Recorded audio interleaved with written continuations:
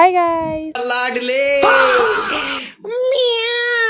भाई ये बिल्ली का चेहरा देख लिया भाई। इसको एक बार दूध दे दिया, वो भाग ही नहीं रही। एक बार का पॉटी कर दिया था, बट स्टिल अब क्या कर सकते हैं यार। ये मुझे तैयारी करने ही नहीं दे रही, बार बार कैमरे के सामने आ रही है भाई। और इतना कैसे समझाऊँ, वो मेरे पीछे पीछे क्योंकि मुझे बिल्लियाँ बिल्कुल भी पसंद नहीं है।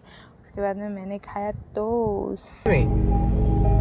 यो साला अपनी आदत से गरीब से नाश्ता चाय वाय पीने के बाद में मैं चली गई थी अपने काम से। और काम से वापस आके देखा भाई यहाँ पे कुछ तो बज रहा है। मैं नहाने आई और यहाँ पर किसी ने नल चालू कर दिया और पूरा पानी पूरा ब्लॉक हो चुका था उसमें। और फिर खैर ये सब छोड़ो, और उसके बाद में मैंने कर लिया था कुछ तो खाया मैंने। थोड़ा सा चावल बचा था, उसमें मैंने नमकीन वगैरह मिक्स करके डाल के खा लिया।